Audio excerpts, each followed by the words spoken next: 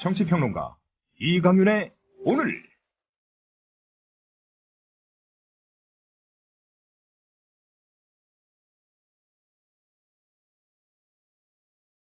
안녕하십니까, 이강윤입니다. 11월 7일 금요일 시작합니다. 서울 압구정동 모 아파트에서 경비원으로 일하다가 모욕적 대우와 고된 노동에 분신으로 항거했던 이만수 경비원께서 오늘 끝내 운명하셨습니다. 고 이만수 씨는 학교 앞 문방구가 경영난에 처하자 비정규직 아파트 경비원으로 전락했고, 부인과 두 아들 역시 대형마트 등에서 비정규직으로 일하고 있는데 장례비 걱정이 태산이랍니다. 시대의 비극이 이분 가정에 총체적으로 투영돼 있다고 할 수 있습니다. 왜 이런 죽음을 계속 전해드려야 하는지, 비극은 언제나 멈출 수 있을지 참담합니다. 가난은 나라도 구하지 못한다는 말은 봉건시대 고래적 이야기입니다. 인간으로서 최소한의 존엄을 지키기 위해 우리는 국가를 만들고 세금을 내며 국민된 의무를 다합니다. 석양역, 리어카에 자기 몸집에 서너 배는 될 파지를 싣고 힘겹게 언덕을 오르는 할머니들을 놔두고서 복지를 입에 올리는 것은 죄악입니다. 정부 여당은 선거 때의 그 입은 싹 씻고 무상급식과 무상보육을 나 몰라라 하는 태세입니다. 옷깃 여며 고인의 명복을 빕니다. 잠시 후 시작합니다.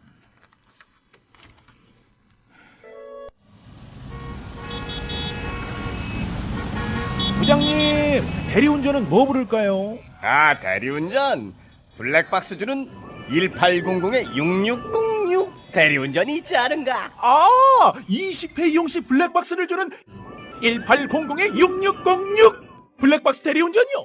그럼 검색창에 블랙박스 대리운전을 검색해보게. 홈피에는 다양한 사은품들도 있다네. 저기 부장님, 블랙박스 대리운전에서는 국민TV에 후원도 한다면서요.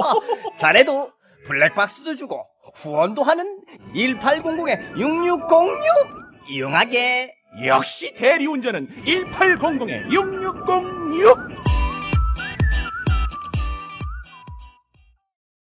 차 살 때 어디서 검색했어? 카넥트요. 차 살 때 어디서 견적냈어? 카넥트요. 차 살 때 어디서 할인받았어? 카넥트요. 카넥트 모르세요? 구글 플레이 스토어나 애플 앱스토어에서 다운받은 앱이요. 차량 재원, 이미지 검색부터 결제 조건에 따른 견적 비교를 한 방에. 차 살 때 찾는 앱 카넥트를 지금 다운받으세요. 자동차의 모든 것 카넥트. 넥트 카넥트.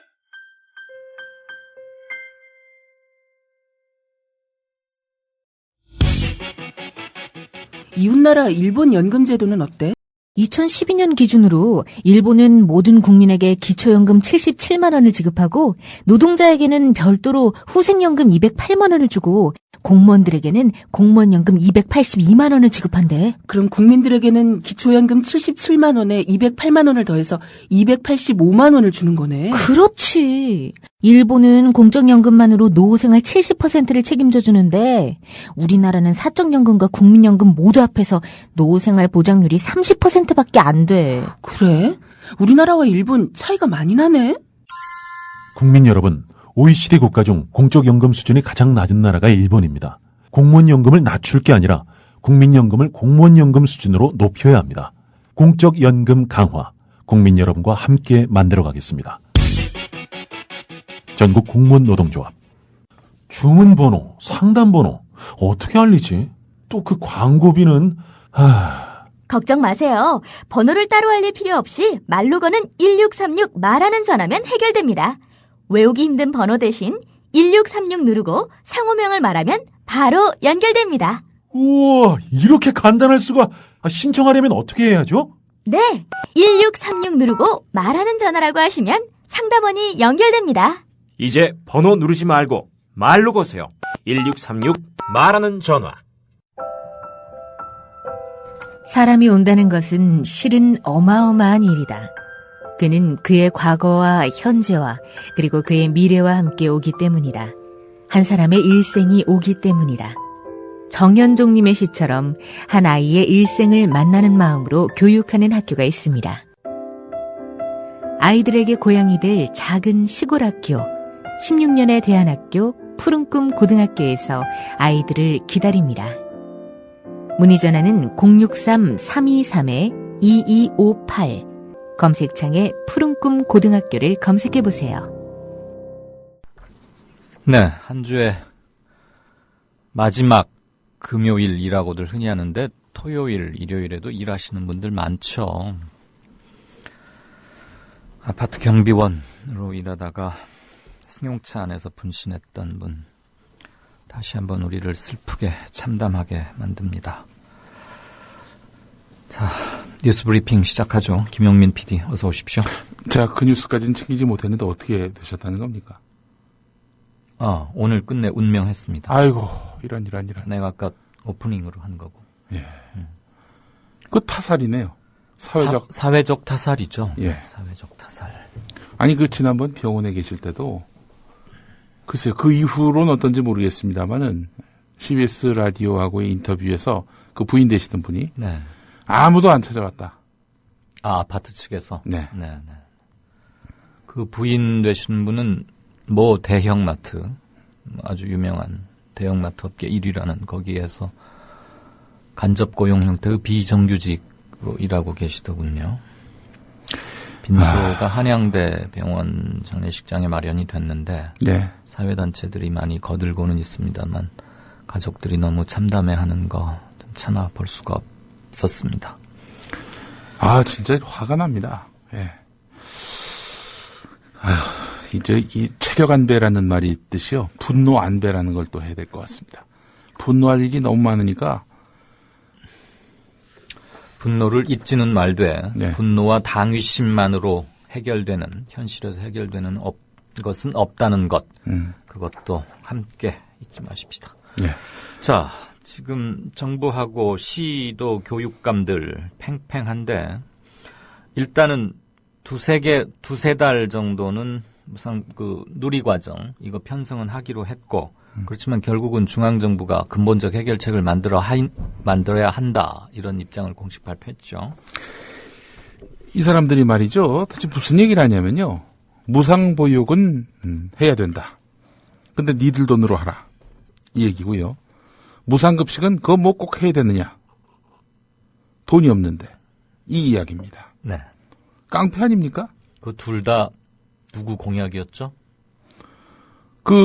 우선은 무상급식은 여당도 많은 후보들이 하겠다 이랬지만은 실은 이게 야당의 아젠다이긴 했는데 네. 서울시장 선거 이기고 나면서 그렇게 갈래가 잡혔던 거 아닙니까? 그렇죠. 네. 그리고 예. 무상보육은? 예, 박근혜 공약이고요. 무상보육은 하자. 니들 돈으로. 예. 근데 니들 돈으로 하는 무상급식 안 된다. 이거 아닙니까? 거기 하지 말고 그 돈으로 이거 해라라는 거 아닙니까? 예, 그렇죠. 최경환 경제부총리 겸 기획재정부 장관이 국회 예산결산특위 종합정책질의에서 지방도 어렵지만 계속 지적되듯이 중앙재정도 죽을 지경이라면서 지방도 할 것은 하고 고통을 분담해야 한다. 이렇게 말했다는 겁니다. 네. 무상보육과 관련해서는 그것은 지방자치단체에서 편성하는 예산이라고 주장했고요. 무상급식에 대해서는 무상급식 문제도 꼭 필요한 사람에게는 당연히 해야겠지만 능력 있는 사람에게는 절약을 해서 복지에 대한 분배를 보다 더 합리적이고 지혜롭게 할 필요가 있다. 이렇게 말했습니다. 아니, 이 급식에다가 보육자만 넣으면은 말 되는 거 아닙니까? 무상보육 문제도 꼭 필요한 사람에게는 당연히 해야 되겠지만은 능력 있는 사람에게는 절약을 해서 복지에 대한 분배를 좀 더 합리적이고 지혜롭게 할 필요가 있다. 이런 말이 가능하지 않냐 이겁니다. 그런데 예. 네. 무상급식은 꼭 필요한 사람한테만 하라. 이런 이야기인데 무상보육은 필요한 사람, 필요하지 않은 사람 다 해야 한다. 왜 그렇겠습니까? 이 이중자 때의 이유는 무상급식은 야당이 이니셔티브를 쥔 아젠다고 그 무상보육은 박근혜 대통령 대선 공약이어서 그런 거 아닌가요? 그거 말고는 뭐 다른 명분이 있나요? 그렇죠. 사실관계를 따지면 그거밖에 얘기가 안 되죠. 그리고 뭐 중앙재정도 죽을 지경이다 이렇게 말을 했는데 말이죠. 이와 관련해서 전우용 선생 역사학자지요. 네. 4대강과 자원외교 빙자 사기극에 40조를 쏟아부어도 아무 말을 안 탄 사람들이 아이들 점심 안 끼 때문에 다 망한다고 아우성입니다. 20년, 30년 뒤 저 아이들이 노인복지 때문에 다 망하게 생겼으니 4대강 바닥이나 파먹고 살라고 야유하면은 뭐라고 대꾸하시겠습니까? 쓸데없는 곳에 돈 펑펑 쏟아붓고서는 자식 세대 밥 한 끼조차 아깝다고 하는 부모 세대라면은 늙어서 따뜻한 보살핌 받을 생각은 버리는 게 나을 겁니다. 냉정으로 키운 자식 세대는 냉정으로 보답하기 마련입니다. 라면서 향후 자식 세대의 보복을 경고했습니다. 언론에 대해서도 전우용 학자가 이런 말씀을 했군요. 새누리당 정권이 4대강과 자원 외교에 쏟아부은 헛돈이 얼마며 의무급식에 필요한 돈은 얼마라지만 비교해 보여줘도 답이 나올 텐데 그러는 방송이 없습니다. 이렇게 말하고 있습니다. 뭐 아시는 대로 무상급식 예산은 무상보육 예산의 3분의 1입니다. 그렇죠. 마침 오케이 마리님도 올려주셨는데 무상급식과 무상보육 관련된 박근혜 대통령 그리고 후보 당시의 박근혜 후보 그 지난 발언의 흔적을 잘 정리해 주셨네요. 짤막하니까 한번 읽어드릴게요. 네. 2011년 9월 달에 당시 박근혜 후보였죠. 그때는. 무상급식은 지자체별로 하면 되는 사안이다. 복지를 확충해 가는 방향은 맞지만 모든 복지는 무상으로 해야 한다는 주장은 문제가 있고 실현 가능하지도 않다. 그러다가 약 1년 뒤인 2012년 12월, 그러니까 대선 직전입니다. 출산율을 높이는 게 중요하다. 아이를 믿고 맡길 수 있는 보육시설을 확충하고 아이 기르는 비용을 국가가 지원하겠다. 막 태어난 신생아부터 5살 때까지의 보육은 국가가 책임지겠다. 이게 대통령 선거가 있던 12월 달에 2012년 12월 달에 한 얘기입니다. 그리고 선거가 끝나고 당선인 자격으로 보육사업처럼 전국 단위로 이루어지는 사업은 중앙정부가 책임지는 게 맞다고 당선인 시절에 말했습니다. 정리가 됐죠? 이제 네. 어떻게 변해왔는지. 자, 홍준표 경남도지사 문제가 있을 때마다 시끄럽게 해가면서 일종의 노이즈 마케팅 소리 들어가면서 자기가 보수의 아이콘인 양 또는 되고자 하는 양 그러는 건데 이번에는 무상보육은 저출산율과는 무관하다면서 출산율이 낮은 것은 여자들의 지위가 높아지고 독립적인 생계수단이 생기고 이런 사회적 분위기가 결혼을 안 해도 되고 자녀 없이도 살 수 있는 분위기가 만들어져 왔기 때문이다. 이 무슨 소리입니까 이거? 아니 그러면 무상보육을 할 필요가 없네요. 그러면 이 말대로라면 앞으로 그 여권이 지극히 향상되고 경제가 더 비약적으로 발전하면은 애는 거의 안 낳겠네. 가만히 놔둬도요. 우리나라 출산율이 세계 최저입니다. 우리나라보다 잘 사는 선진국들은 모두 출산율이 우리보다 낮아져야 마땅한 거 아니겠습니까? 그러게요. 정반대예요. 도대체 이분은 뭘 공부를 어떻게 하는 거예요, 도대체? 게다가 또 박근혜 대통령이 지난 대선 때 어린이집 무상보육 대선 공약을 내세우면서 이 공약이 세계 최악의 저출산 근본 대책이라고 주장했었거든요. 그것과 정면 배치가 됩니다. 뭐 비단 홍 지사를 친박으로 분류하는 사람은 없지만 기본적으로 이런 견해 차이가 같은 당에서 나온다는 것 자체가 이건 놀랍지 않습니까? 자, 뭐 이 양반의 이런 말의 의도는 뭐 삼척동자도 다 아는 거 아니겠습니까? 네. 뭐 대선을 바라보면서 내가 한번 좀 떠보겠다 이런 취지의 발언이기 때문에 무게를 실을 필요도 없고요. 설령 이런 말을 한다고 해서 홍준표 지사 뭐 밉상이었던 사람들이 뭐 예쁘게 볼 리도 없고요. 예, 괜히 용 쓰는 것 같아서 참 안타깝습니다. 모르는 사람도 아니고 말이죠. 그나저나 저출산율의 원인에 대한 분석이 이렇게 현실과 동떨어지고 자기 궤변을 지금 나름대로는 뭘 착착착 논리 전개를 시키고 있다고 생각하고 있을 거 아니에요, 속으로. 예. 이렇게 기본이 안 돼. 그러니까 저출산이 여자 탓이란 얘기 아니에요, 한마디로. 그 얼마 전에 김무성 대표 그 말한 거 아시죠? 뭐요? 그 출산을 많이 한 순서대로 여성 비례대표 공천하겠다. 제 아내가 이제 셋 낳았잖아요. 제 아내를 한번 공천 신청 한번 해보라고. 잘 해보시오. 별 말을 다 듣더니 이젠 또 별 멘트를 다 듣겠네. 자, 이거 완전 마초당 아닙니까? 진짜 마초당입니다. 이런 당에다가 저 표를 주는 여성분들은 뭐 마초를 좋아하는 거라고 해야 되나요? 그러진 않을 텐데. 앞으로도 또 얼마나 많이 그런 얘기들을 들어야 하는지. 네. 아이 많이 낳는 순서대로. 예. 알겠습니다. 야, 그 박근혜 대통령을 겨냥한 거라고 봐야 되는 거 아닙니까? 애 없는 분들은 지역구 공천 준다는 얘기인가요? 자, 검찰이 광범위한 도감청을 허용하고 변호인 접견 불허 등으로 인권침해 논란을 일으킨 부시 미국 정권의 애국법, 이것을 본딴 한국판 애국법, 이거 추진 중이다 그러는데 일부에서는 벌써부터 성급하게 야, 이거 유신헌법 비슷하게 되는 거 아니야? 뭐 이런 얘기들 나오고 있어요. 아유, 그런 법 없으면 통치를 못하는 정권이라서 그런 거 아니겠습니까? 실현 가능성도 제로고요. 설령 한다면 아주 참혹하게 정권이 종말을 맞을 겁니다. 서울중앙지검, 이제부터 소개하고 있는 검사들 이름 똑똑히 기억해 두십시오. 이 자들이 무슨 짓을 하고 있는지 우리는 기억할 필요가 있습니다. 서울중앙지검은 김수남 지검장의 지시에 따라서 윤홍걸 중앙지검 2차장, 공안 담당입니다. 윤홍걸 중앙지검 2차장을 중심으로 공안부장들과 공안부 그리고 공판부 검사가 모두 참여하는 연구회를 구성해서 긴급회의를 열었다고 합니다.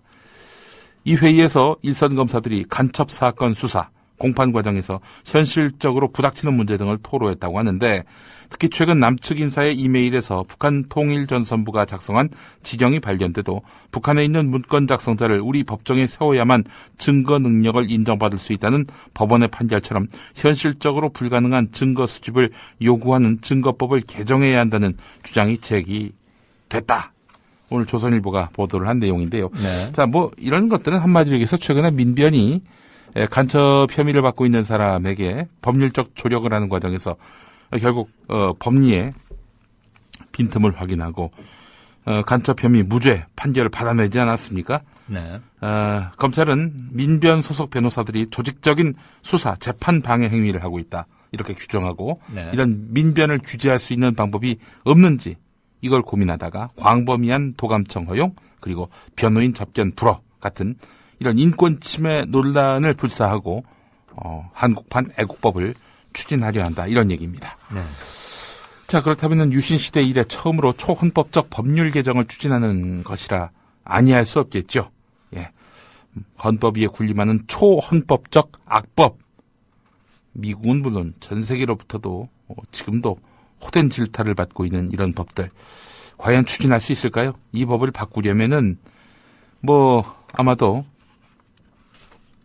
이 국회 선진화법을 거치지 않고서는 통과되기 힘들 텐데 현행법대로라면 통과하기 힘들고요. 그렇죠. 그렇기 때문에 지금 여당에서 국회 선진화법을 없애려고 길을 쓰고 있는 거 아니겠습니까? 네. 예. 이 정권 아래에서 인권의 기틀마저 흔들리고 있습니다. 나쁜 정권은 심판을 받아야 됩니다. 그래야 국민을 무서워할 줄 아는 것이죠. 애국법. 애국법 같은 소리 하고 있네. 무슨 이름이 애국법이야. 법 이름이 참 희한하군요. 예. 자, 이거는 경제 관련인데 더 이상 경제 문제로 그치지 않죠. 이제 이 지경이 좀 더 악화가 되면. 그렇습니다.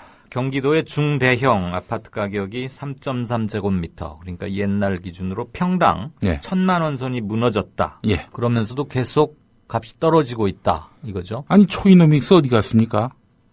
부동산 시장 활성화시킨다면서요. 네. 어디 갔어요? 도대체 경기도에서. 부동산 정보업체 부동산 서버에 따르면 이번 달 첫 번째 주 시세 기준으로 경기도 아파트 이 주상복합을 포함한 겁니다.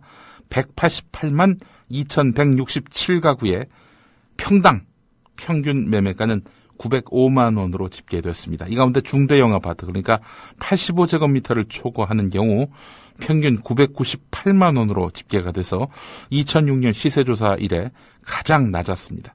2008년 고점 대비로는 23% 하락했습니다. 네. 중대형 낙폭이 가장 큰 곳은 바로 서울 옆 과천이었습니다. 871만 원 급락했고요. 성남은 29.4, 안양은 26.7, 고양은 29.4% 이렇게 떨어졌습니다. 반면에 중소형 아파트는 상승과 하락을 반복하다가 현재 878만 원을 기록하고 있다고 하는데요. 최고점인 2008년보다 44만 원 내린 수준이라고 합니다. 백약이 무효죠. 부동산 규제다운 규제는 다 풀어준 상황인데 마음껏 빌려가서 집 살 수 있는 그런 구조가 돼버렸는데도 사람들이 집을 안 산단 말이죠. 그렇죠. 그러면서 지금 전셋값은 계속 천정부지로 오르고. 네. 이제 쓸 약을 다 썼는데 네. 그래도 집값 하락을 막지 못하면 예. 부동산 담보대출을 해서 은행에서 빌어온 사람들 네. 이제 이자가 2%까지 내려왔습니다만 계속 이런 이자가 지속되리라고 볼 수는 없는 것이고 언젠가는 양적 완화도 우리는 포기를 할 것이고 예. 다시 금리를 올리기 시작하면 깡통 아파트들이 속출할 것 뻔하지 않습니까? 예. 그러면 우려했던 가계부채가 드디어 이제 폭탄으로 바뀌는 건데 네. 쇼이노믹스는 현재 그거에 대해서 별다른 사후 대응책 이런 거 내놓지 못하고 있죠. 아직 위험 수위가 아니다 이렇게 말하고 있습니다. 마지막 카드가 하나 남긴 했습니다. 뭐죠? 대통령직 사퇴. 그거하고 집값하고 무슨 관련이 있다는 겁니까? 아니 MB가 그랬잖아요. 네. 자기가 대통령 되는 것만으로도 주가가 5천 간다고 그랬나요? 마지막 카드. 지금까지 쓴 카드들이 다 안 통하다면은 극약 처방 그거 한번 써보면 어떨까요? 예. 예, 개인적으로 의견을 전달해 봅시다. 예. 경제부총리하고 청와대 민원실에. 예. 네, 뉴스 브리핑 지금까지 김영민 PD였습니다. 고맙습니다. 감사합니다.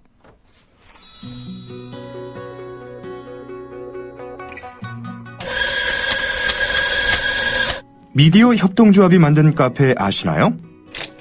어서오세요. 국민카페 오네어입니다. 공정한 가격으로 확보한 품격 높은 재료로 정성을 다해 여러분을 모시겠습니다.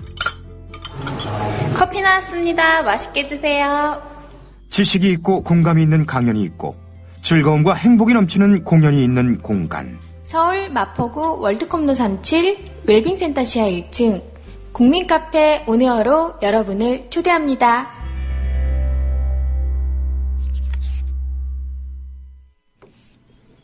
네, 5시 51분 됐습니다. 게시판 잠깐 보죠. 블레이드 문. 반갑습니다. 이강인은 쌤, 그리고 김영민 PD님, 오늘도 잘 듣겠습니다. 시정잡배보다 더한 놈이라는 의미로 문수잡배라는 신조어를 제기해본다. 문수잡배. 럭에이지스님께서는 애국법이 아니라 매국 매판법이 적당한 듯. 동의합니다. 여기 팟빵 뭐라 그러죠? 지금 여기 시청자 실시간 게시판 말고 후기에다가도 남기신 거 봤습니다. 럭에이지스님. 예전엔 영어로 쓰더니 이제 한글로 하시는 것 같네요.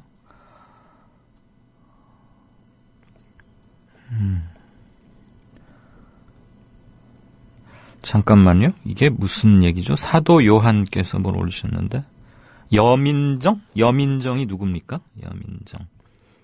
정영진의 불금쇼 출연 이후 네티즌 관심 집중. 여민정 씨.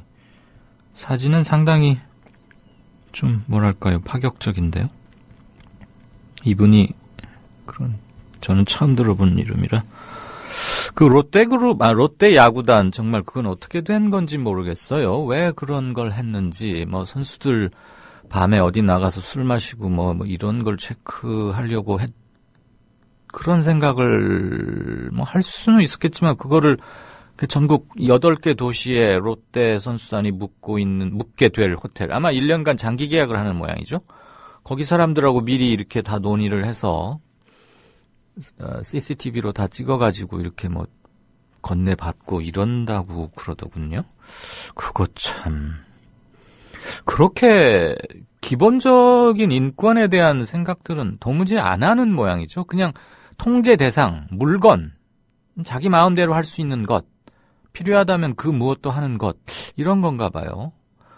부산은 또 아주 야구 열기가 높은 도시이고 엄청나게 유난스러울 만큼 그렇다고 하던데, 그 롯데 자이언츠가 부산에 지역 연고를 두고 있는 거 맞죠?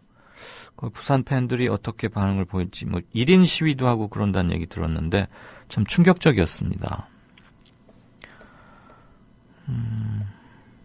국물도 없수다님, 우리나라에서 공안이란 말을 언제부터 썼나요? 중국에서 사용하는 용어 아닌가요? 그렇죠. 중국의 공안은 경찰을 의미하는 건데 공공의 안녕, 그 준말일 거고요. 우리 공안정국 또는 검사, 공안검사 이런 것들, 대북 관련, 선거 및 노동사범 이런 거 다루죠? 누가 먼저 썼는지는 솔직히 잘 모르겠습니다. 중국의 공안이라는 것은 아마 마오쩌둥이 중국에서 사회주의 혁명에서 건국한 이후에 쓴 게 아닌가, 저는 그 정도만 알고 있는데요. 왕싸가지님, 경남 쪽에 사시죠? 아마 그 단군 이래 최고의 도지사라는 홍준표 지사, 그 경남도에 사십니까? 이렇게 쓰셨네요. 홍준표와 남경필, 무상급식 가지고 요란 떨지 말고 자신 있으면 도지사직 걸고 주민투표 하자. 특히 홍준표, 경남도민으로서 말한다. 그 다음에 분노를 표시하는 초성 약자 3글자. 주민투표. 그렇죠.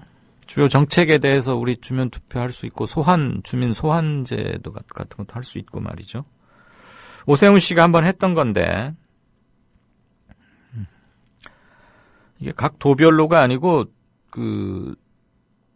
전체적인 차원에서 대응을 해나가야 하는 게 아닌가 싶습니다. 지금 막 무상급식과 무상보육 이것을 이렇게 교차시키면서 흐트러뜨려 놓고 지자체별로 조금 상황이 다른 점을 교묘히 파고들어서 이렇게 하는 것, 그 과정에서 정치적 야심이 있는 몇몇 도백들이 포퓰리즘적 발언, 그래서 자신의 낯을 세워보려는, 그리고 자신들의 견고한 지지층을 향해서 내가 앞으로는 중심이다, 지금 그런 스피커로 활용하고 있는 거 아니겠습니까?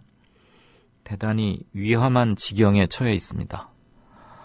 주민들로부터 노예 취급에 가까운 수모를 겪다가 분신 자살한 아파트 경비원께서 오늘 돌아가셨는데, 복지의 기본을 논하고 있는 지자체 장들이거나 중앙무대의 정치인들, 그리고 관련 부처 공무원과 청와대, 전혀 지금 사령탑 없이 중구난방으로 움직이고 있습니다.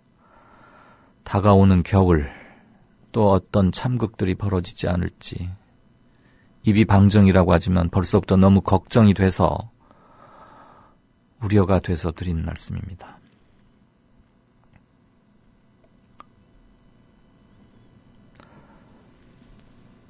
좌삐리 좀비님 견해도 한번 들어보겠습니다. 무상급식, 능력 없는 사람들만 지원하려면 군대도 능력 없는 사람들은 보내지 말자.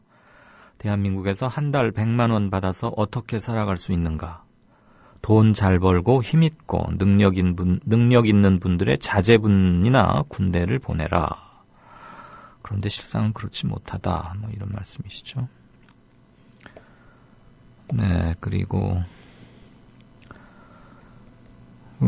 서정적 운동가요의 작곡자이자 노래 운동가로 유명하죠.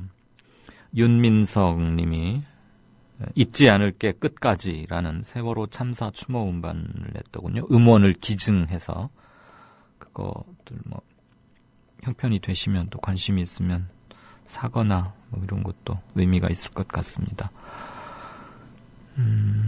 잊지 말자 세월호라는 닉네임을 쓰시는 분께서 올려주셨네요.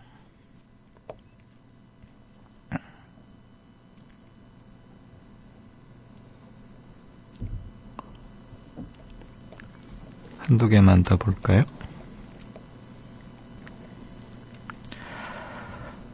네.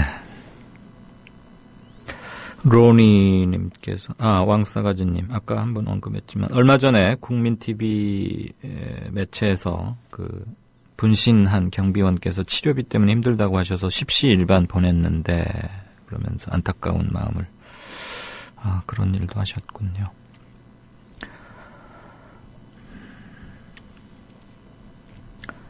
이젠 하늘에서 차별 없이 편하게 쉬십시오.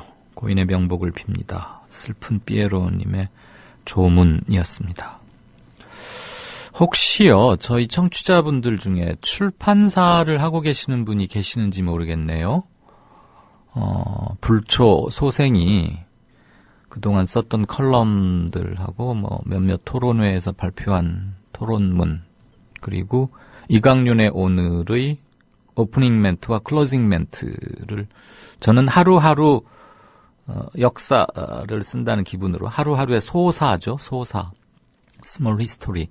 소사를 쓴다는 기분으로 작성을 해오고 있는데요. 그런 것들을 묶어서 책을 한번 내보고 싶다. 그리고 그 책의 주요 부분은 아무래도 국민TV 라디오의 이강윤의 오늘 프로이기 때문에 혹시 우리 조합원 또는 청취자분들께서 출판사를 하고 계신다면 그분과 한번 얘기를 해보고 싶은 생각이 들었습니다. 다른 곳에 물론 타진해보거나 그럴 수는 있는데 그것보다는 기왕이면 의미를 두고 싶어서, 그러니까 그런 일을 하고 계신다면, 그리고 그런 책을 출간할 의사가 있으시다면 여기 메시지를 남겨주셔도 좋고요. 아니면 그 후기, 에피소드하고 후기 팟빵 이렇게 다운받아서 듣는 곳 있죠. 제가 거길 뭐라고 표현해야 되는지를 잘 몰라서요. 거기에다가 남겨주셔도 고맙겠습니다. 아니면 출판사를 하고 계신 분을 아시는 분이 있다면 이렇게 제보해 주셔도 고맙겠고요. 네, 게시판은 조금 이따 다시 한번 보겠고요. 다음 순서로 넘어가겠습니다. 정치평론가 이강윤이 함께하는 국민라디오 이강윤의 오늘.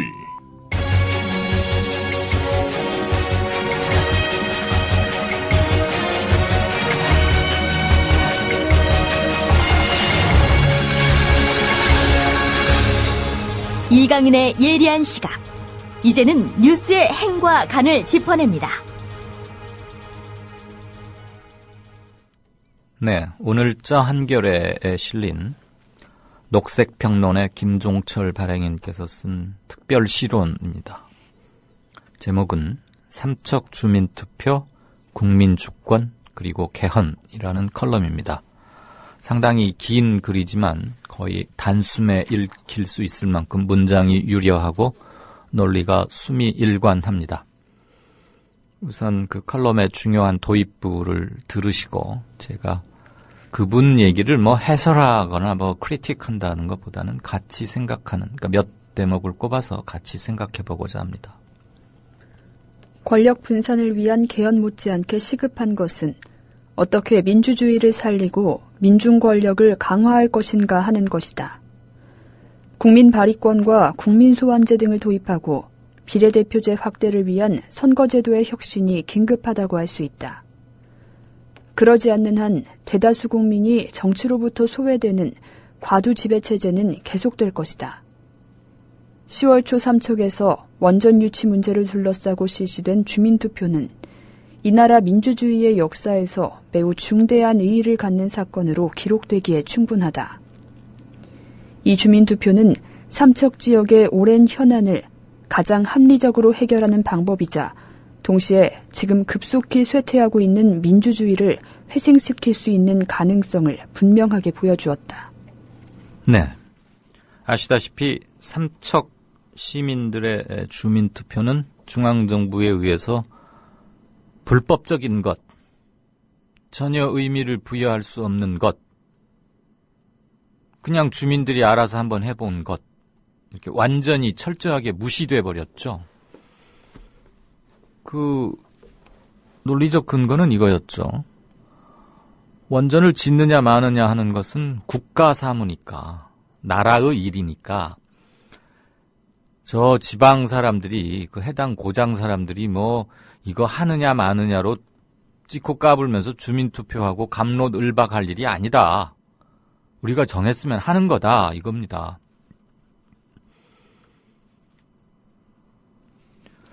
글쎄요. 민주주의라는 게 뭘까요? 그리고 지방자치라는 건 또 뭘까요?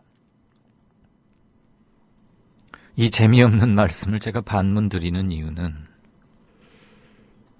국가사무라는 이유만으로 해당 지역의 주민들의 결집된 의사, 그것을 깔아뭉개버릴 수 있는가? 그럼 민주주의가 무엇인지 다시 한번 생각을 안 할 수가 없지 않습니까?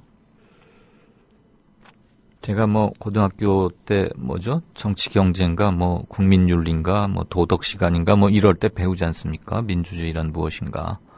그 말씀을 드리고자 하는 것은 절대 아닌데요. 민주주의의 뿌리는 그리스 뭐였죠?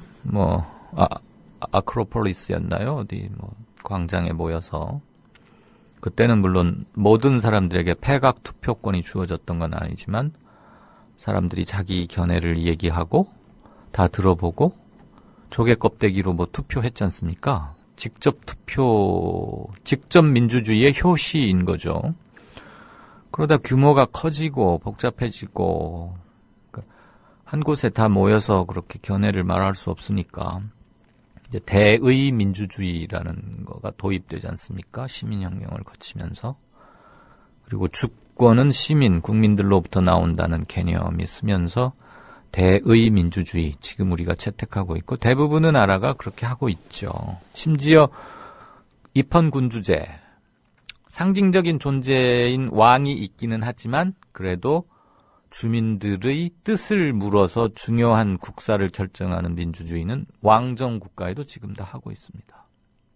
그러면 삼척에 사시는 분들이 몇십 년 동안 살아오고 삶의 터전이고 특별한 뭐가 없으면 그 땅에 묻힐 것이고 자기의 아이들, 후손들도 물론 다른 곳에 가서 살 수도 있지만 대를 이어서 살 가능성도 상당히 높은 그 땅에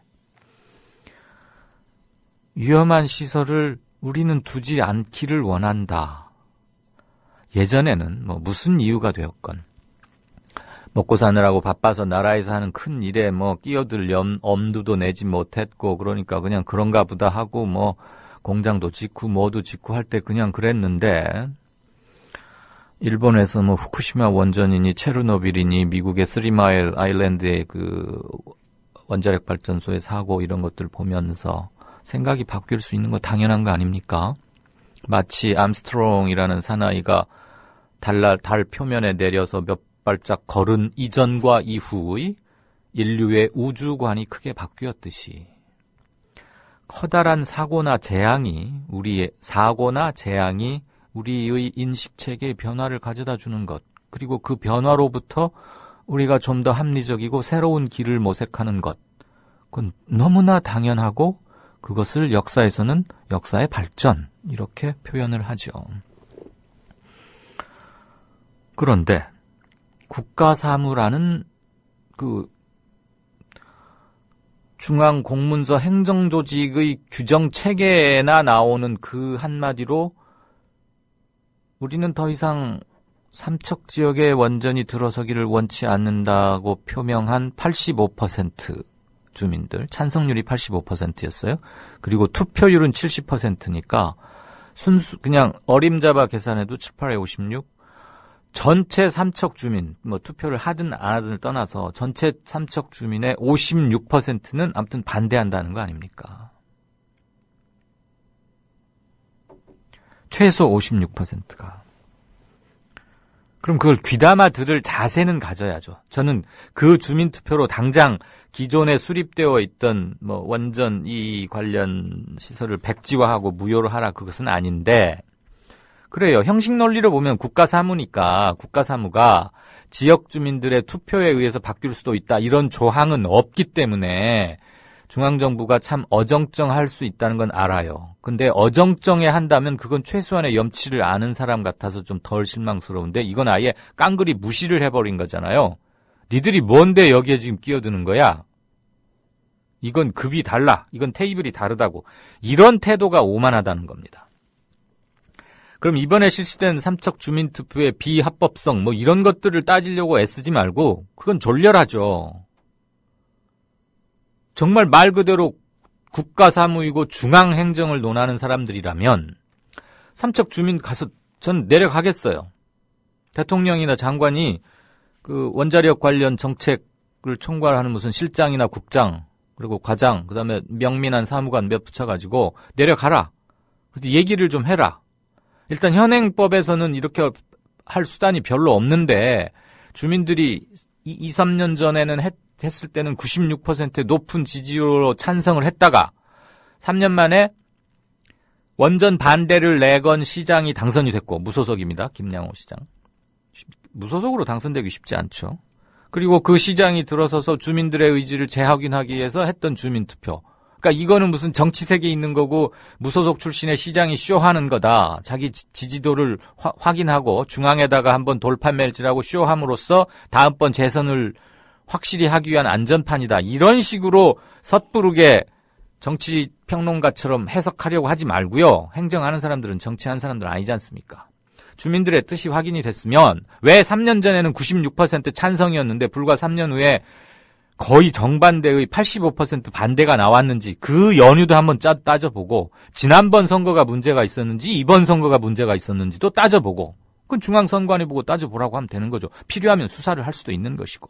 둘째, 이번에 확인된 삼척 시민들의 의사가 정말 민주적이고 자율적인 자유로운 의사표현 환경에서 도출된 거라면 그것을 반영할 수 있는 방법을 같이 고민을 해야 나란 머슴이고 행정 서비스고 제대로 된 국가의 첫걸음 아니겠습니까? 주민들이 자기들 돈으로 투표하고 투표에 드는 재반 비용 다 하고 삼척 선관위에다가 이거 공정하게 해달라고 했는데 선관위는 아예 쳐다도 안 봤잖아요.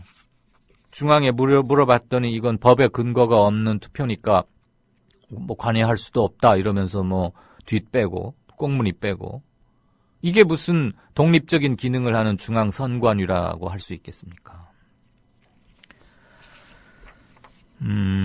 뭐 김종철 발행인의 글은 너무나 명문이고 잘 썼기 때문에 제가 그것을 여기서 다시 한번 되뇌일 필요는 전혀 없고요. 단지 이 귀절은 함께 기억하고 싶습니다. 선거가 사실은 제대로 민의를 반영하고 있지 못하죠. 왜곡된 민심, 그다음에 금력이나 권력을 갖고 있는 사람들에 의해서 그들의 입맛대로 또는 그들의 목표대로 요리되는 경향이 대단히 강하죠. 게다가 갈수록 비주얼 매체 이런 것들이 발전하면서 매스미디어를 선점한 사람 또는 장악한 사람, 쉽게 말하면 화면이나 방송, 마이크에 자주 노출된 사람이 이미지상 많은 점수를 따고 들어가는 그런 점이 있고요. 그래서 제가 처음 도입부에 말씀드린 그리스 아크로폴리스 광장의 폐각투표 그 직접민주주의 정신과는 많이 변질되어 있는 건 사실이지만 그래서 이번 삼척 주민들의 그 투표, 직접민주주의 아니겠습니까? 특정 정책에 대한 주민들의 의사를 공개적으로 묻는 것, 저는 그것은 더 잘 비중 있게 받아들여야 한다고 보고 미국의 유명한 마크 트웨인이라는 허클베리 핀의 모험인가? 뭐 그런 거 썼었죠, 아마. 그 작가가 이런 말을 했어요. 선거로 진정한 사회 변화가 가능하다면 선거는 이미 불법화되었을 것이다. 대단히 통렬한 야유죠. 선거로 바꿀 수 있는 건 없다라는 얘기죠. 물론 미국은 우리보다 한 30년가량 빨리 텔레비전에 의해서 좌우되는 선거가 시작된 나라이기 때문에 마크 트웨인이 일찌감치 이렇게 예견할 수 있었다고 봅니다. 지금 마크 트웨인의 이 말은 소설가의 말이었지만 어느 정치학 교수나 정치학자의 선거에 관한 말보다 더 금과 옥조처럼 영향력을 발휘하고 있습니다. 이번 속초 주민투표가 갖는 의미는 예전 그리스 아크로폴리스에서 시작되었던 직접민주주의의 원형, 원형 유전자 형질을 되살렸다는 것과 대의 민주주의가 갖고 있는 방금 마크 트웨인이 통렬하게 야유했던 그 선거 기술자들에 의해서 치러지는 선거의 문제점을 극복한 대의 민주주의에서 한 발 더 앞서 나간 숙의 민주주의. 심사숙고한다 할 때 그 숙자에다가 대의민주주의 할 때 의자 있죠. 의회할 때 의자. 수의 민주주의를 대한민국에서 실현시킨 것이다. 저는 그 결과가 원전 반대로 나왔기 때문에 드린 말씀이 결코 아니고요. 저는 개별적으로는 원전은 그럼에도 불구하고 하는 게 당분간은 맞다고 생각합니다. 이 말씀 드리면 이강윤 에너지 정책에 대해서 그렇게 보수적인가 반핵주의자들로부터는 많은 비판을 받겠지만 그거 감수하고 말씀드립니다. 저는 현실적인 면에서는 그래도 원전을 하는 게 낫겠다. 다만 그거에 대한 안전책과 이런 것들은 지금 우리가 생각하는 것보다 몇 배 더 확실하게 하자라는 전제하에 아직은 그런 주의입니다. 그런데 그러니까 주민들의 그 투표 결과가 제 에너지 정책에 대한 제 신념이나 이것과는 달라요. 그렇지만 그거는 중요하지 않고, 어떤 사람의 뜻에 맞게 나왔느냐, 틀리게 나왔느냐가 중요한 게 아니라, 그런 주민들의 의견이 도출되는 과정, 그 선거의 결과를 대하는 중앙정부의 태도, 그 다음에 그런 것들을 보도하는 언론의 태도를 지적하고자 하는 것이죠. 수의 민주주의를 삼척 시민들은 처음으로 선을 보였습니다. 그러면 우리는 그것을 지금 대단히 안타깝게도 그 의미는 격화되고 있지만 절대 그래서는 안 된다. 그 샘플을 잘 삼아서 앞으로 있게 될 주요한 국사에 대한 주민투표에 반드시 우리는 삼척 주민들의 정신을 보고 배워야 할 것이고 내년쯤에 본물 터지듯 일어날 것으로 보이는 개헌 논의, 그리고 결국은 개헌은 국민투표로 결정하는 것일 테니까요. 그때도 제 정파는 여러 가지 정략적 목표에 따라서 이것저것 막 싸우겠지만 최종적으로 그것을 판가름할 사람들은 우리니까 개헌을 하게 된다면 왜 해야 되는지, 그리고 어떻게 해야 하는지에 대한 명확한 시민들, 깨어있는 시민들의 분명히 중심을 잡고 수의 민주주의의 차원에서 투표에 임하고 결정해야 한다. 그래야 최소한 40-50년간 우리는 잘못된 헌법 체계로 인해서 또 한 번 법을 뜯어고치자 이런 사회적 낭비를 막을 수 있다. 그런 차원의 말씀을 드리고자 오늘 김종철 녹색평론 발언인의 특별 시론을 골라봤습니다. 행간이었습니다.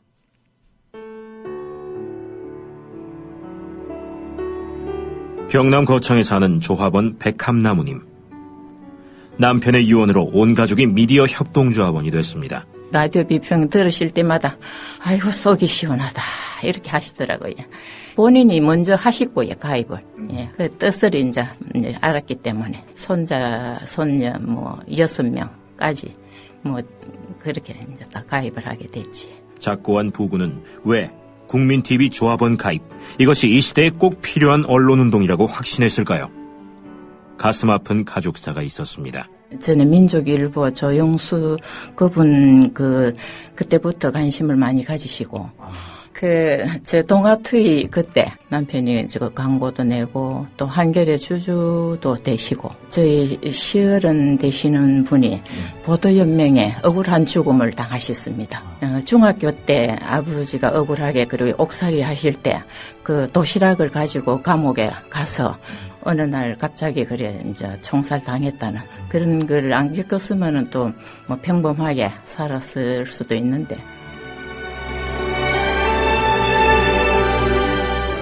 여러분도 공정언론 건설에 함께하지 않으시겠습니까? 국민.tv 미디어 협동조합 홈페이지에 들어오셔서 조합원으로 가입해주세요. 전화 서울 3144-7737, 3144-0933으로도 하실 수 있습니다. 이강인의 오늘, 이제는 정가 산책으로 함께합니다. 정치권 동향 생생하게 풀어드릴 분은요. 네, 한국일보 양정대 기자 안녕하세요. 네, 안녕하세요. 김무성 대표가 이후 일정도 비우고 무한정 끝장 토론해보자 그러면서 공무원 노조들 만났는데 왜 30분 만에 와장창 깨졌답니까? 예, 와장창 깨졌다 이렇게 표현하기보다는 사실 예정된 파행이었다 이렇게 보는 게 맞을 것 같습니다. 아, 예. 사실 이제 새누리당은 지금 김무성 대표가 앞장서서 이 공무원연금 개혁 개정안 이 법안 처리를 연내에 반드시 관철시키겠다. 문매를 맞더라도 꼭 이뤄내겠다 뭐 이런 얘기를 계속 해왔지 않습니까? 예. 오늘 공무원노조와의 만남, 이 공투본 측 관계자들이 오후 4시에 국회 당대표실에서 면담이 있었는데요. 네. 제가 처음부터 끝까지 과정을 쭉 지켜봤는데 보통 이렇게 뭐 그런 이제 면담 자리나 이런 대화의 자리가 있으면 처음에 이제 서로 인사하고 악수하고 뭐 그런 것부터 하잖아요. 이게 이제 의례적인 절차 같은 게 있지 않습니까? 그래도 해야죠. 처음에는 당연히. 공투본 관계자들이 들어오면서부터 이 악수는 나중에 이따가 대화가 잘 되고 끝나고 나갈 때 하자. 이렇게 그러니까 의례적인 절차 자체를 일단 밟는 걸 거부를 했고요. 자리에 앉자마자 공투본 관계자들이 3가지 요구사항을 내놨습니다. 예. 첫 번째는 이 법안 처리, 법안 논의 과정, 사회적 합의 기구를 구성할 거냐. 그리고 연내 반드시 처리하겠다고 했는데 이 방침을 철회할 의사가 있느냐. 그리고 새누리당이 당론으로 발의한 이 공무원연금법 개정안을 철회할 용의가 있느냐. 예. 그러니까 이 3가지 요구사항에 대해서 김무성 대표, 이 집권여당의 당대표인 김무성 대표가 즉답을 해달라. 이렇게 요구를 하고 나섰습니다. 예. 어떻게 보면 공수본 관계자들 입장에서는 좀 지극히 당연한 요구일 수도 있죠. 그런데 일반적인 대화, 면담 자리에서의 그런 뭐 프로세스하고는 조금 다르긴 했는데요. 어쨌든 공투본 쪽에서는 지금 새누리당이 사실 그동안에 전반적으로 이건 새누리당뿐만 아니고 여권 전체가 이렇게 중요한 법안이고 하면 사실 그동안에 최선 물밑에서라도 좀 6개월이면 6개월, 1년이면 1년 이런 준비 과정이 있었어야 되는데 그 과정 자체가 없었다는 건 이미 김무성 대표가 본인 입으로도 한 얘기 아닙니까? 네. 거기다가 사회적인 논의는 물론이고 이 당사자인 공무원들, 공직사회의 의견 겸 과정도 없이 법안을 정부가 이 그러니까 시기상의 문제 빨리 처리해야 된다는 바로 그 이유 하나 때문에 이 당에다가 이 법안 발의를 요청을 했고 새누리당이 이거를 수용을 해서 이 대표가 당 대표가 대표 발의를 해서 이렇게 지금 법안을 신속하게 처리하겠다 이렇게 나선 마당이니 예. 당연히 이 공직사회는 이에 대해서 반발을 할 수밖에 없고 불신을 가질 수밖에 없는 거죠. 오늘은 어떻게 보면 새누리당 입장에서 보면 이 법안 처리를 위해서 사실 넘어야 할 하나의 산 중에 하나, 넘어야 할 산 중에 하나인 이 공직사회의 반발이 어느 정도인지 이거를 실제 몸소 좀 체험하는 그런 자리였다. 이렇게 볼 수 있을 것 같습니다. 네. 그러면 지금 섣불리 예측하긴 힘든데 네네. 법안 대표 발의자가 지금 김무성 의원 아닙니까? 네네. 그리고 청와대의 관계를 생각해서라도 시한은 못 받기 힘들겠지만 어쨌거나 완수는 하겠다 이런 의지는 상당히 강한데 앞날을 어떻게 우리 양 기자는 전망하십니까? 일단 김무성 대표가 오늘 이제 그 3가지 요구사항에 대해서 즉답은 하지 않는 대신에 몇 가지 얘기를 한 게 있습니다. 일단 첫 번째 연내 처리. 이거는 그러니까 이게 개혁 정책은 좀 빨리 서둘러서 해야 된다는 그런 의지의 표현이다. 예. 그리고 이게 국회 선진화법 때문에 야당이 반대하면 처리 못한다. 내 입으로 연내 처리 못 박은 적 없다. 이렇게 얘기를 했는데요. 네. 이게 결국은 김무성 대표가 기본적으로 저번에도 한번 말씀을 드렸습니다만 김무성 대표 같은 경우는 사실 시한 딱 정해놓고 이 처리를 본인이 이 총대를 매야 될 하등의 이유가 없는 상황 아닙니까? 그런데 이제 대표 발의를 하는 그런 형식적인 상황 이런 것들 때문에 이제 본인이 의지를 몇 차례 표현을 한 그 표현상의 문제라고 보면 될 것 같고요. 그래서 연내에 반드시 처리를 하겠다. 꼭 해야 된다. 이런 생각을 갖고 있는 것 같지는 않습니다. 예. 다만 오늘 공투본 관계자들이 나갈 때 제가 한 2명 정도 한테 이렇게 얘기를 좀 들어봤는데요. 오늘 면담에서 이 공투본 관계자들은 사실 이 사회적 합의기구 구성에 대해서 좀 긍정적인 신호가 있으면 조금 더 얘기를 좀 서로 주고받을 그런 생각이었던 것 같습니다. 네. 그런데 이제 이 사회적 합의기구 구성 문제와 관련해서 지금 사실 공투본 측에서는 진작부터 요구를 해왔고 야당에서도 지금 사회적 합의기구를 통해서 논의하자 이렇게 엊그저께 제안을 했지 않습니까? 예. 그런데 새누리당에서는 오늘 계속 김무성 대표도 그랬고, 주호영 정책위 의장도 그랬고, 이게 이제 국회에 이 관련법이 개정안이 제출이 되면, 해당 상임위원회로 이게 이제, 법안이 글로 넘어가서, 거기서 이제 국회법 절차에 따라서 논의가 된다. 그러니, 해당 상임위원회인 안전행정위원회에서 의원들이 논의하다가, 이거는 사회적 합의기구, 별도의 기구가 필요하겠다 싶으면 그때 만드는 거다. 이렇게 계속 떠넘기는 듯한. 그러니까 어떻게 보면 사회적 합의기구 그것도 사실 뭐 사회적 합의기구를 안행해서 만들려면 여야 합의가 필요한 거잖아요. 네네. 그런데 마치 조금 이렇게 떠넘기는 듯한 안행에 떠넘기고 또 소극적인 그런 모습을 보여준 것에 대해서 공투본 관계자들이 굉장히 좀 분노한 것 같은 그런 모습이었습니다. 결과적으로 보면, 이전처럼, 이렇게, 새누리당이 158석의 과반 의석을 갖고 이 법안을 밀어붙일 수 있는 그런 상황도 지금 법적인, 토대가 약한 데다가, 또 이 공무원연금 개혁이, 사실은 아주 기본적으로 이 사회적 공론화 과정, 국민적인 합의가 필요한 사안이잖아요. 네. 그러다 보면 사실은 처리 과정 자체가 여당이 욕심을 부리는 청와대가 아주 푸시를 세게 하면서 욕심을 부리게 되면 큰 사단이 나겠지만 그렇지 않다면 조금 시간을 갖고 논의하는 그런 과정을 밟을 수밖에 없지 않을까 싶습니다. 알겠습니다. 뜨거운 감자가 지금 곳곳이라. 새누리당에서 무상복지 논란과 관련해서 차제의 교육감 선거제도도 이거 좀 손보면 어때? 이거 진보 교육감들이 너무 많이 당선돼가지고 일하기 힘든데, 이러고 진짜로 하려고 그럽니까? 실제 그런 생각들을 좀 하는 것 같은데요. 네.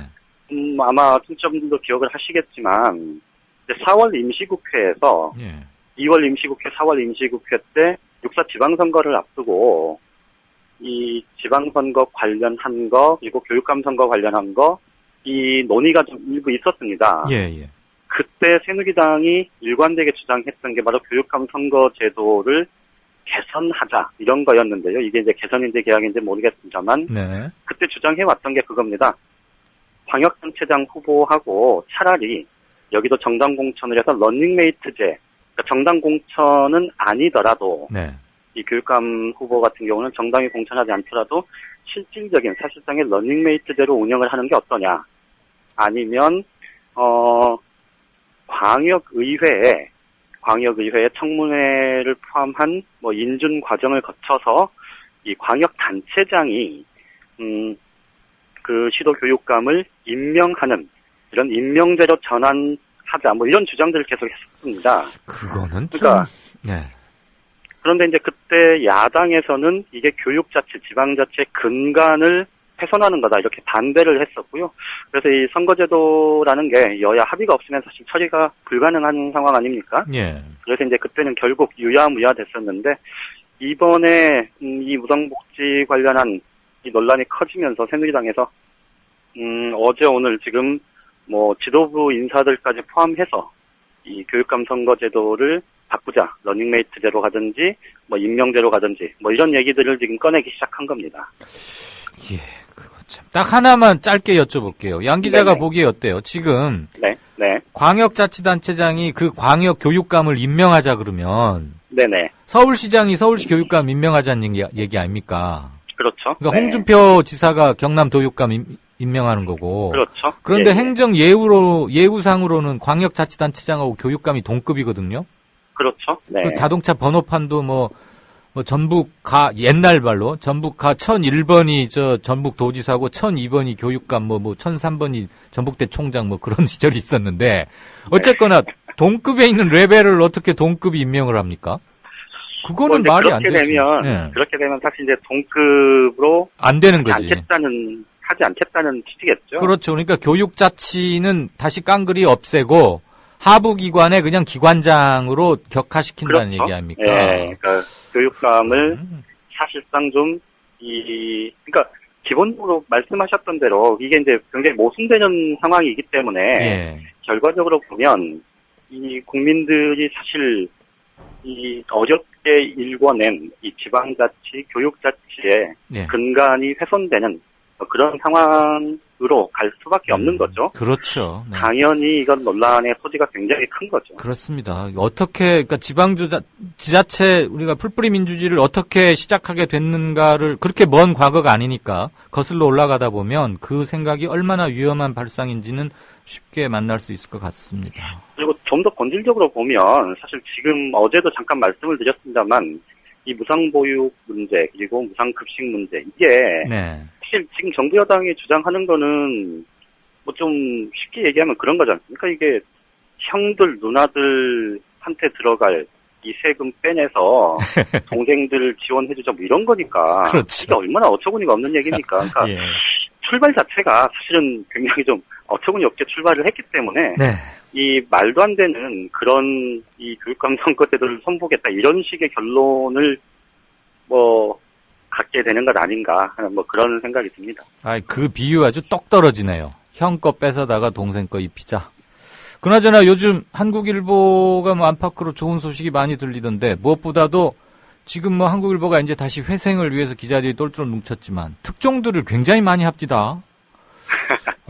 역시 네, 그 예전 네. 기자사관학교 그 명성 썩어도 준치라더니 미안합니다. 썩었다는 얘기는 아니고 한동안 좀 힘들었으니까 한국일보 저력을 확인할 수 있어서 언론계 선배로서 참 흐뭇하고 좋습니다. 아유, 감사합니다. 우리 뭐 양정대 차장 같은 허리층의 기자들이 잘 해주니까 과거의 명맥이 그대로 다시 재현되는 게 아닌가 싶고 다음 주부터 더 잘 해달라는 말씀입니다. 네. 고맙습니다. 네, 한 주간 고마웠습니다. 예, 고맙습니다. 네, 지금까지 정가산책 한국일보 정치부의 양정대 차장이었습니다. 전지현 트레이너, 윤전추 행정관 의혹 갈수록 커지는데 때마침 김기춘 비서실장 청문회를 방불케 한 국회 예산결산특위의 한 장면. 최민희 새정치민주연합 의원과의 일문일답. 먼저 이 들어간 기구를 보면요. 실제로 이재만 비서관 말대로 춘추관에도 납품이 됐어요. 그리고 지하 강당에도 납품이 됐어요. 그런데 문제는요. 고가의 수입 헬스 장비 8,800만 원어치가 본관으로 들어갔습니다. 혹시 실장님, 청와대 본관에 직원들하고 기자들이 자유롭게 들어갈 수 있습니까? 그 내용은 지금 여기 운동기구는 여러 군데 산재해 있는데 이거 순환해서 사용하는 것입니다. 실장님, 요즘은요. 청와대 본관에 직원과 기자들이 들어가서 자유롭게 운동할 수 있냐는 겁니다. 할 말이 없는 듯 처음에는 독문서 답하다가 이제는 제목. 그러다가 입을 여는데 그 서류에 뭐라고 되어 있는지 모르겠습니다만은 그 배치 장소에 대해서는 제가 알기로는 우리 직원들이 운동하는 곳과 또 대통령님이 또 운동하는 곳, 또 출입구자들이 운동하는 곳에 나뉘어져 있다고 생각합니다. 본관에 직원과 기자들이 운동하러 들어갈 수 있습니까? 본관에는 운동하는 곳이 있는지 저는 잘 모르겠습니다. 예. 직원과 기자들이 자유롭게 출입할 수 있습니까? 본관에 영무가 있으면 들어갈 수가 있습니다. 운동할 정도로 자유롭게 출입이 가능합니까? 지금 그 서류에 본관이라고 되어 있는 것에 대해서 제가 알지 못합니다. 확인할 수가 없습니다. 실장님도 본관 출입 못하십니까? 본관 출입합니다. 용무가 있을 때는 본관에 갑니다. 그런데 본관에 대통령 전용 헬스장이 있는지 없는지 모르십니까? 대통령 전용 헬스장은 없습니다. 본관. 그러면 이재만 비서관이 있다고 한 거는 뭡니까? 그건 어디 있는 겁니까? 왜 실장님과 이재만 비서관이 말이 다릅니까? 말이 다른 것이 아니고 대통령께서 운동하신다고 말씀드렸습니다. 아닙니다. 공간이 있다고 답변했습니다. 그 장소에 대해서는 저는 확인할 수가 없습니다. 어쨌든 윤 전 행정관은 유명 트레이너고 그 트레이너가 가지고 관리했던 1대1 고가 수입 헬스 기구가 청와대에 들어갔고, 그러면 그냥 트레이너로 고용하셨다고 했으면 이런 일이 안 생기지 않았을까요? 오바마도 오바마 대통령도 고용했었잖아요. 왜 이런 거를 숨기시는 거죠? 1대1 트레이너로서 일하는 것이 아니고요. 또 1대1 트레이닝 무슨 기구도 없다고 저는 압니다. 그러면 조달청 이 물품 목록이 조작된 겁니까? 그 목록은 제가 보지도 못하고 알지 못합니다. 그러니까 거기에 대해서는 제가 말씀드릴 수가 없습니다. 그 1대1 헬스기구 고가 수입 장비는 들어와 있는데 그럼 그거 안 쓰고 놔두려고 그냥 전시물로 산 건가요?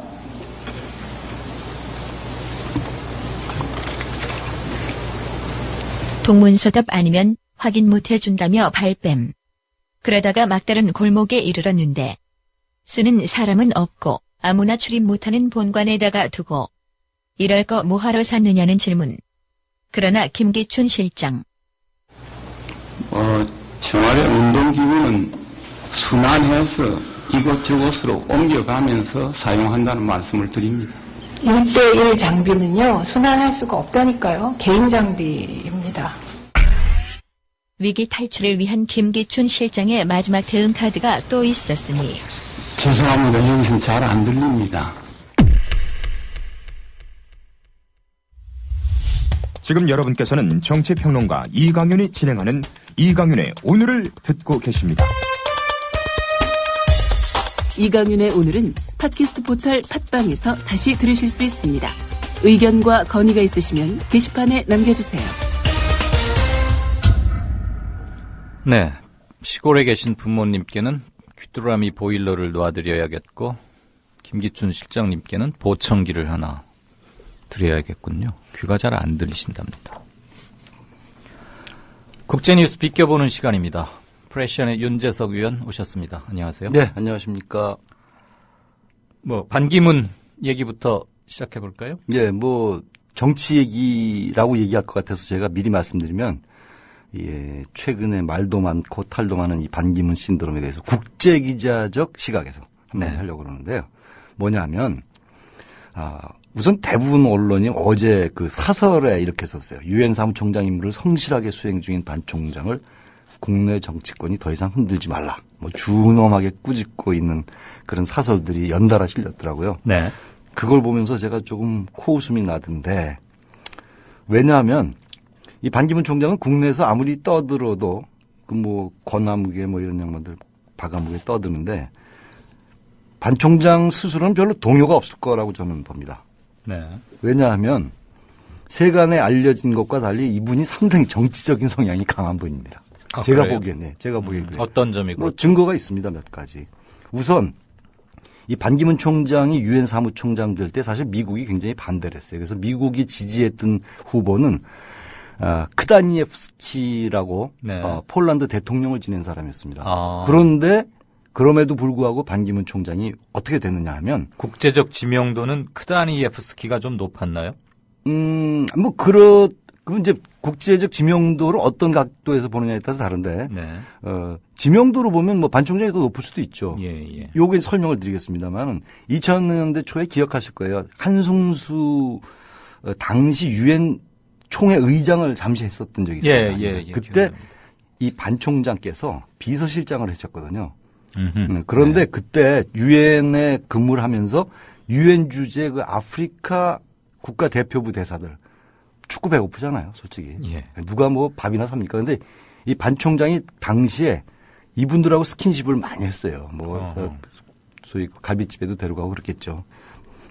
그래가지고 하여튼 어찌됐든 이 아프리카 표를 싹쓸이해서 이분이 됐죠. 네. 그 정도로 주도면밀하고 치밀한 분인데 평소 자기 관리 얼마나 철저히 하냐 한 가지 예를 들면 제가 국민일보 그 국제 담당 논설위원 할 때 이분하고 일면식도 없어요 사실. 그런데 외교부 장관 퇴임하면서 손편지를 보내왔어요. 누구에게요? 저한테 보내왔으니까 다른 사람한테도 다 보냈겠죠. 국제 담당 논설위원한테. 심지어 윤재석 위원한테. 그러게. 심지어. 하물며. 물론 물론 이제 복사한 손편지지만. 그래서 이때 내가 유심히 본 게 이분이 이게 만만치 않은 그 편지 얘기는 많이 하더라고요. 그 사인 이렇게 해가지고 예. 그걸 지금도 유력한 사람들한테 생일 때도 계속 보내고 있대요. 그러니까 그게 상당한 정치력을 시사하는 하나의 증표 아니겠냐 이렇게 보는 것이죠. 다른 사람도 그 얘기하니까 조금 신빙성이 가네요 이제. 근데 심지어 저에게도 그럼 저를 그렇게 무시하는 겁니까? 아니요, 그냥 하물며 예. 미안합니다. 네. 그러면 반 총장이 과연 이 아사리판 힘들다는 정치판에 발을 디딜까요? 그렇게 보십니까? 뭐 제가 그 속에 들어가 봤어야지 알겠죠. 근데 친필 편지도 받으시고 글쎄요. 하니까. 그런데 저는 이 말 한마디로 압축을 해서 그 청취자분들의 판단을 좀 구하겠습니다. 네. 아시는 분은 아시는데 반 총장 별명이 유만입니다. 기름유자에다 민물장어만. 장어만. 그러니까 장어도 굉장히 미끄러운데 거기에 기름을 바른 장어다. 뭐 이런 별로 좋은 별호는 아닌 것 같은데 하여튼 이 유만이라는 별명 하나로 이분의 어떤 그 앞으로의 행보를 한번 우리가 가늠해 볼 수 있지 않을까. 뭐 그렇게. 본인도 이런 별명으로 불린다는 걸 알고 계십니까? 알고 있겠죠. 야, 이건 좀 심한 별명인데. 아니 근데 이게 반드시 나쁜 별명만도 아니죠. 뭐 뉘앙스가 좋지는 않네요. 외교관으로서는 상당히 좋은 별명이 글쎄.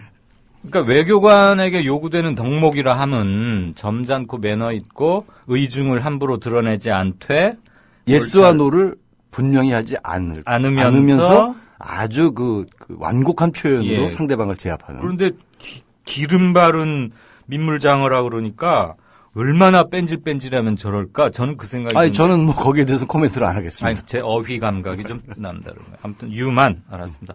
유만 반기문 선생님. 네, 한문이 어렵군요. 이러다가 이것도 명예훼손으로 걸리는 거 아닌가 모르겠네. 그 친필 편지 받으시는 분이 이런 거 공개하고 그러면 되겠습니까? 자, 어제 중국 얘기 좀 합시다. 베이징에서 한국, 중국, 양국 통상장관이 참석해서 한중 FTA 14차 협상 시작했는데, 네, 뭐 농산물이네 뭐네 그 화약고가 많던데 잘 될 것 같아요. 글쎄요. 그런데 어제는 이례적으로 윤상직 산업통상자원부 장관하고 가오청 중국 상무부장을 수석 대표로 하는 아주 말하자면 그 중대한 협상이 시작이 됐는데 밤샘 협상을 했음에도 불구하고 조금 전에 우려하신 대로 타결은 되지 못했습니다. 하룻밤에 타결은 안 되잖아요.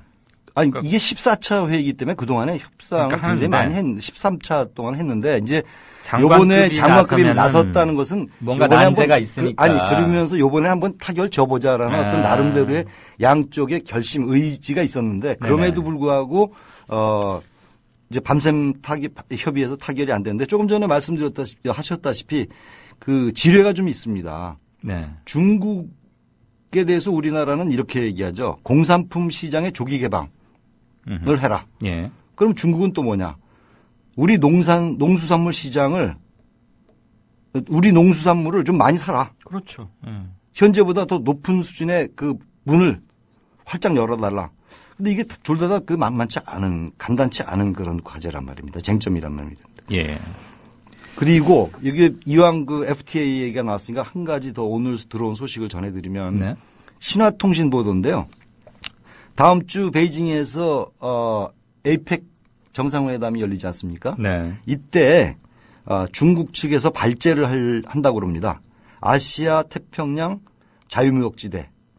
그러니까 나프타 APFTA죠. 네네. 아니 나프타보다도 더 큰 거죠. 그러니까 이거는 뭐에 대한 거냐면 형식은 나프타 같은 것처럼 하자는 얘기 아니에요? 글쎄요. 근데 이게 아시다시피 이것과 대치되는 개념이 뭐냐면 미국이 주창하고 있는 트랜스퍼시픽 파트너십. TPP? 그 TPP. 그러니까 미국 주도의 TPP로 들어갈 것이냐 아니면 중국 주도의 APFTA에 들어갈 것이냐. 여기에서 또 대한민국은 또 고민을 해야 되는 상황이 되는 거죠. 하여튼. 이야, 이게 중국 참 고단수입니다. 그렇죠. 그러니까 이제 미국과 중국 사이에서 택일 해라 이거죠. 네. 근데 그럴 때는 어디 택해야 돼요? 글쎄, 통상 분야 입장에서 본다면 사실 뭐 지금 중국이 이미 우리의 제1교육국이 된 지가 오래이기 때문에 네. 그런 측면에서 한번 뭐 판단을 해봐야겠죠. 뭐라고 결론은 안 내리겠습니다만.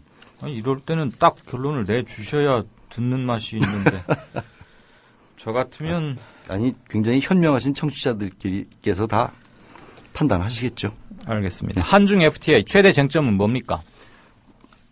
좀 설명을 드렸잖아요.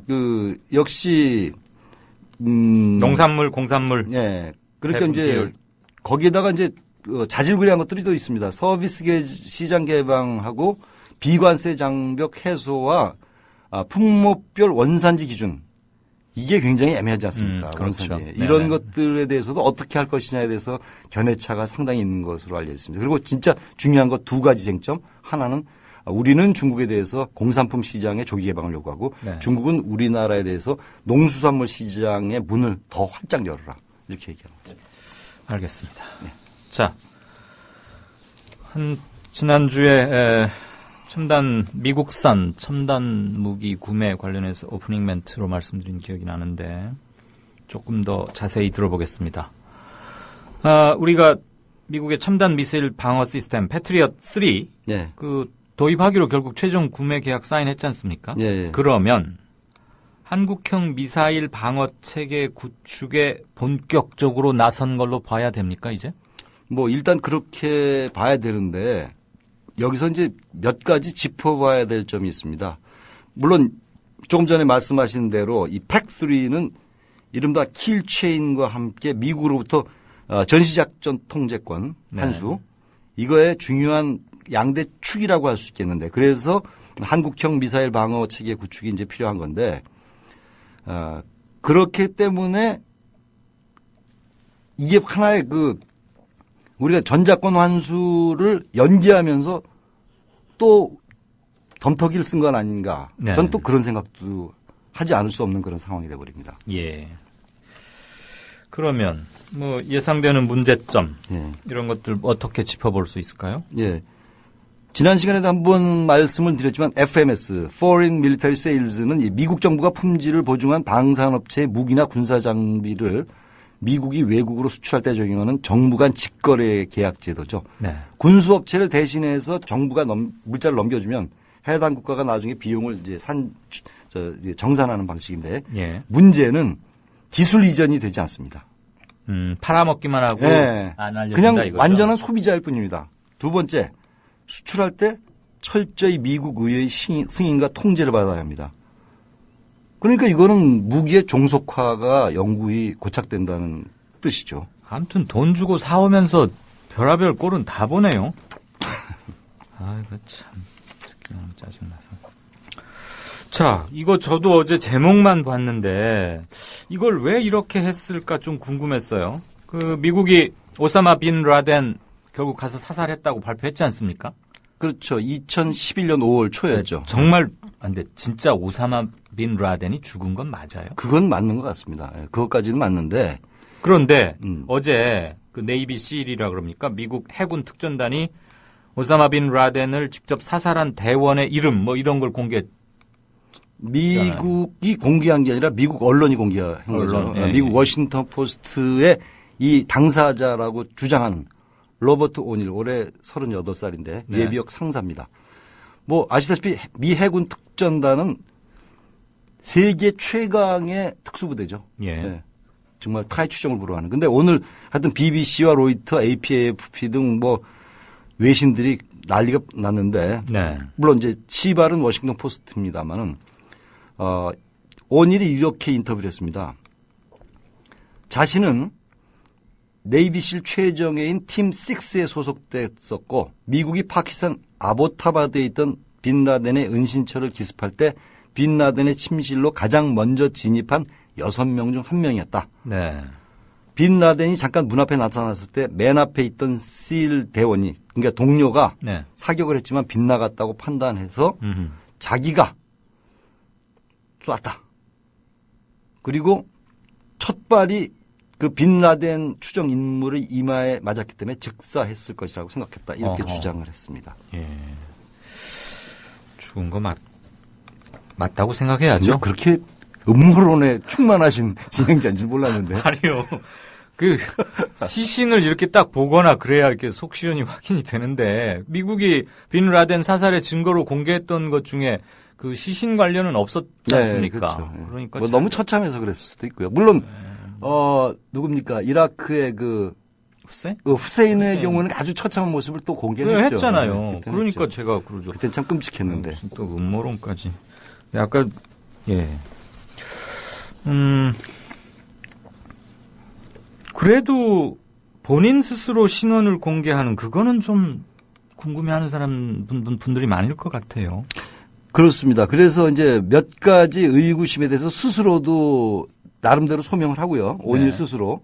그 다음에 문제 및 의문을 제기하는 언론도 있는데 우선 오닐 스스로의 그 소명을 보면은 원래 폭스 뉴스와 워싱턴 포스트를 통해서 10일이나 12일에 자신의 신상을 공개할 예정이었지만은 이미 적어도 2명의 연방 의원과 많은 언론들이 이 사실을 알게 됐고 또 9.11 테러 희생자 유가족과 만나서 얘기하던 과정에서 이걸 공개하지 않을 수 없다라는 그 결론에 도달해서 공개를 하게 된 거다 이렇게 얘기를 했는데 영국 데일리 메일은 이제 그 오닐의 이른바 그 자공에 대해서 이렇게 그 분석을 하고 있습니다. 20년 만기 복무를 채우지 않았기 때문에 연금이 안 나옵니다. 15년밖에 근무를 안 했습니다.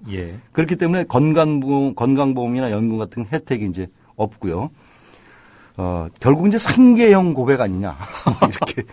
아니 그런데 이걸 고백하면 생계가 해결이 됩니까? 저는 이것에 대해서 어떤 그 언론들이 자세하게 그 뒷받치는 그 설명은 안 했지만 모니카 루인스키 스캔들 같은 경우에서 보듯이 자기가 이제 생계가 좀 어려워질 경우에 이걸 터뜨리면서 뭐 강연을 다니거나 책을 쓰거나 뭐 이렇게 되면서 이제 수입이 늘지 않겠습니까? 유명세를 이용해서 뭐 그런 그 추정도 가능하죠. 참 미국은 돈 버는 방법이 참 여러 가지인 것 같아요. 자, 그건 그렇고 그 오사마 빈 라덴 현상금이 뭐 한 500억이 넘지 않았었습니까? 처음에 2,500만 달러였다가 이제 그 항공기구 그다음에 무슨 뭐 이카오 뭐 이런 그 항공기구 그다음에 이제 그 뭐 어떤 주정부 이런 차원에서 뉴욕 뭐 주정부 뉴욕시 이런 데서 현상금을 계속 붙여 가지고 5천만 달러까지 갔죠. 그런데 그러면 그걸 누가 오닐이 받으면 되지 않겠느냐. 근데 마침 그 빈 라덴 사살 직후인 2011년 5월 9일에 당시 백악관 대변인이었던 제이 카니가 이렇게 발표를 합니다. 내가 알고 있는 한 빈 라덴이 아보타바드 그린 애버뉴 5703번지에 은신해 있다는 구체적 정보를 제공한 사람은 없다. 그래서 미 행정부는 빈 라덴 현상금을 지급하지 않겠다. 결국 정보 제공자에게 현상금을 준다는 것이었지 사살자에게 준다는 게 아니었다. 이렇게 유권 해석을 내렸는데 이것도 좀 이상해요. 그죠? 에이, 이거 뭐 그나저나 오늘 빈 라덴 얘기를 많이 하게 되는데 그 오닐의 주장, 오닐 동료들이 야 그거 아니다. 오닐 주장 맞지 않다. 또 이런 뒷얘기도 나온다면서요? 그렇습니다. 조금 전에 그 얘기를 잠깐 드렸던 데일리 메일, 영국 데일리 메일 그리고 로이터 통신. 이게 다 영국 그 언론들인데 영국 언론들이 역시 심층 취재를 잘하는 것 같아요. 좀 늦어서 그렇지. 그래도 정확하죠. 뭐 그렇긴 하죠. 근데 이 두 그 언론은 익명을 요구한 소식통을 인용해서 오닐보다 먼저 빈 라덴의 침실로 들어간 2명의 대원 중 1명이 빈 라덴의 치명적인 총격을 가했다. 그러니까 오닐은 아니다. 이렇게 전해 들었다고 전하고 있습니다. 또 한 네이비실의 소식통은 이 데일리 메일에다가 이렇게 얘기를 하는데 진짜 사살한 대원은 결코 이것을 공개적으로 밝히지 않을 것이다. 그러니까 있다는 얘기죠.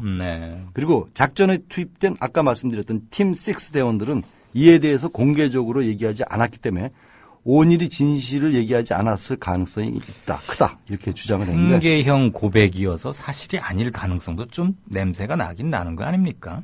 네. 그 제 생계형 고백이라는 건 제가 만든 말입니다. 근데 사실 이전에도 이 빈 라덴 사살에 관한 주장을 또 해온 대원이 있습니다. 2012년에 매트 비소네트라는 그 네이비실 대원이 No Easy Day라는 책을 통해서 주장을 했습니다. 네. 이 사람 주장이 있습니다. 자기가 빈라덴 침실로 들어갔을 때는 빈라덴이 이미 쓰러져서 경련을 일으키고 있어 움직이지 않을 때까지 가슴에 총을 쐈다. 그러니까 자기가 사살한 사람이다. 최종 확인 사살을 했다 이 말이잖아요. 물론 그 전에 사살한 사람이 누군가는 또 얘기가 안 돼 있는데 이 사람은 현재 기밀 유출 혐의로 수사를 받고 있습니다. 그러니까 이 로버트 오닐도 기밀 유출 혐의로 수사를 받을 가능성도 없지 않은 거죠. 그러게요. 이전에 폭로 내지는 한 사람이 수사를 받고 있다는 걸 알면서도 오닐은 또 내가 했다 이렇게 주장을 하는 거 그것도 좀 이상해 보이네요. 그러니까 생계형 고백이라는 정황이 좀 더 짙어지는데 어찌됐든 오닐은 이제 유명한 사람이 됐죠. 예. 그나저나 조금 전에 로이터 늦다 심층보도 이 말씀 윤 위원께서 해주셨는데 제가 여담으로 잠깐만 드리면 네. 햇병아리 기자 때 들어가면 이제 외신 당직이란 걸 하지 않습니까? 그게 고달프죠. 네, 밤에 이렇게 하면은 어디서 비행기가 떨어졌다. 그 헤드라인만 딱 들어오는데 제일 빠른 게 AP예요. 네. 어전트. 네. 그럼 이제 막 긴장합니다. 야근할 때 계속 비행기 그것만 보고 있죠. 그러고 나서 몇 명이 탔다 그러다 수정해가지고 막 숫자도 바꾸고 막. 예, 나오죠. 그리고 이제 야근 끝나가지고 퇴근할 때쯤에 로이터에서 들어옵니다. 일보가.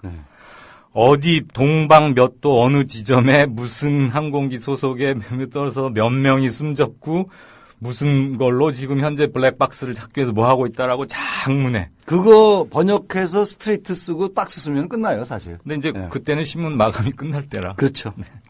어쨌거나 오늘은 오사마 빈 라덴 사살 관련 얘기를 그때 좀 집중적으로 해봤습니다. 오늘도 알찬 얘기 재밌게 해주신 윤재석 위원 고맙습니다. 예, 수고하셨습니다. 마무리 말씀 드리겠습니다. 벌써 한 주가 지나가네요. 지난 22일 캐나다에서 발생한 국회의사당 총격 사건의 여파로 누군가 이슬람 사원의 벽에 캐나다 그리고 Go Home이라는 공격적 낙서를 휘갈겨 써놨답니다. 여긴 캐나다 땅이니까 이슬람인들은 너네 고향으로 꺼져라 이런 뜻이었겠죠.